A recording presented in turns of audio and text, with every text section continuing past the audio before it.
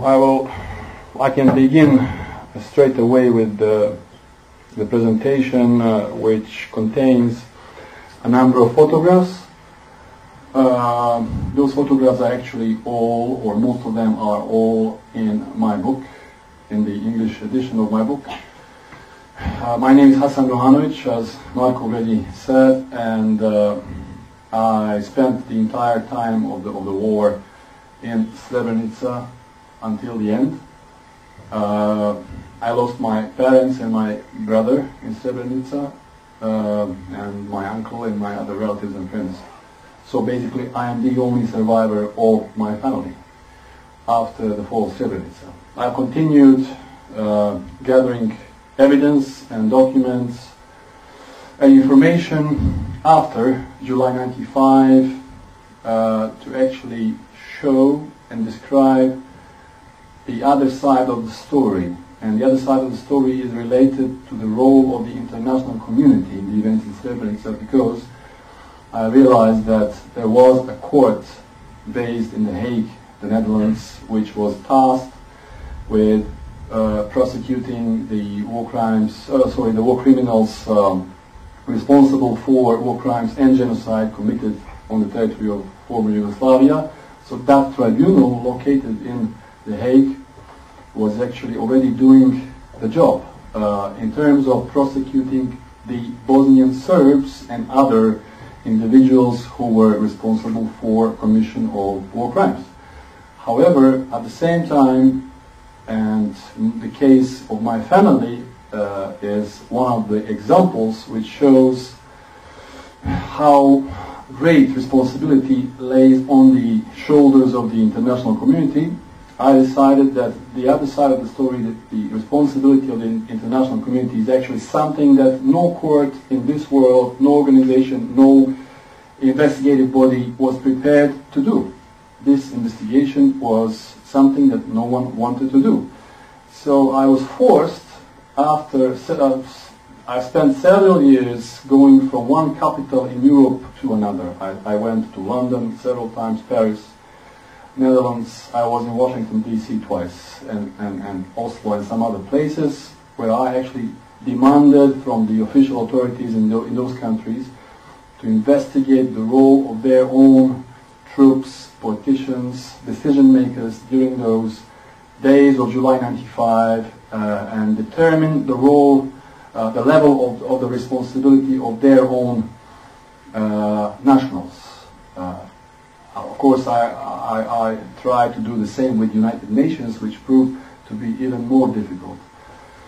The UN always turned a deaf ear to my demands. So I decided sometime in 2000, 2001 to actually start writing by myself a text which would later be used by researchers, journalists, and families of the victims of genocide in Srebrenica, who actually wanted to initiate court proceedings against the Netherlands, the United Nations, and at certain period of time the French government and British government were also, in our opinion, the subject of this, what was supposed to be a subject of this court case. However, we never managed to initiate a court case against France or Britain or United Nations.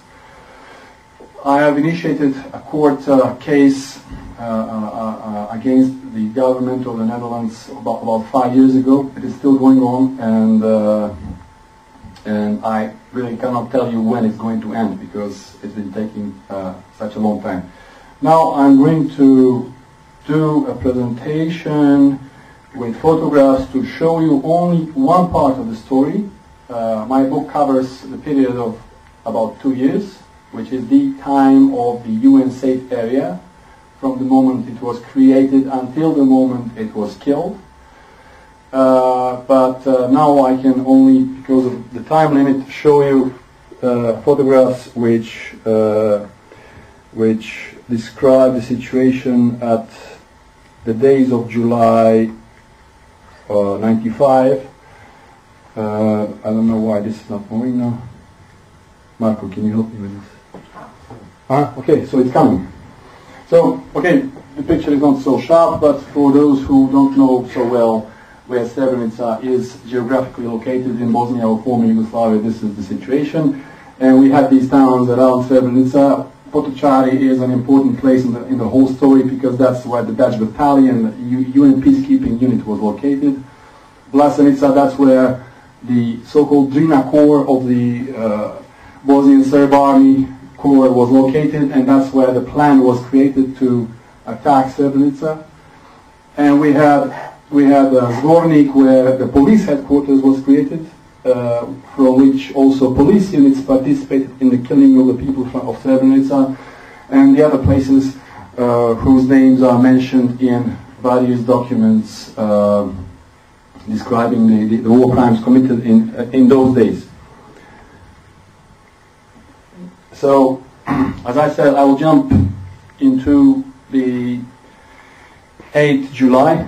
The attack started on 6th July. It lasted for about 6 days. And on 8th July, the Bosnian Serbs attacking the enclave from the southern direction of the enclave. You know, the map is positioned in such a way that you have south down and north on the top. One part of the enclave was cut off by the Bosnian Serb army. The town was in this area over there, and the Dutch battalion was located here. Bratunac, the nearby town under the Serb control, was here. The attack was underway, and of course the response of the United Nations with headquarters in Zagreb, Croatia. The response was supposed to be in the shape of airstrikes. That's exactly the words of the UN peacekeeping unit's commanders. Whenever any peacekeeping unit came to Srebrenica, and when we asked those commanders what's going to happen in case that the enclave, Srebrenica UN safe area, is attacked by the Serbs again, always we received this answer that within 5, 10, 15 minutes the NATO bombers, fighter aircraft would fly from Italy and destroy the attacking forces. They said this counts actually for both sides, for Bosniaks and for Serbs. Whoever violates the agreement on UN safe area. In this case, it was the Serb troops who were attacking the enclave. It was very, clear. The Dutch unit, little unit with 12 people that was located here in an observation post Echo, withdrew. They escaped, and the Serbs continued the attack in the next couple of days without stopping. On 9 July, the situation was like this. I should mention that these maps were created by a writer of another book, David Rode, who won Pulitzer Prize in America about 10 years ago for writing this book called Endgame. I mean, I could have created the map by myself, but I thought it was easier to just borrow it from him, which he, of course, approved. So you have on 9 July, which is 2 days before the final fall of the town itself, there was a situation on the ground which developed like this, that approximately 10, 15%, maybe 10% of the territory was occupied by the Bosnian Serb forces, and the Serbs were approaching the edge of the town. I wrote here Town's Bakery because that was the most forward position of the Dutch battalion. Actually, at that time, they put several armored personnel carriers, armored vehicles at the edge of the town, and later on they withdrew to the center of the town. So basically the only force, the only fighting force which was fighting the Bosnian Serbs trying to defend the enclave, the territory and the population inside Srebrenica enclave were the local people, the Bosniaks, the Bosnian Muslims, whatever term you use for our people. So Bosniaks were the only fighting force trying to stop penetration of the Serb army into the town.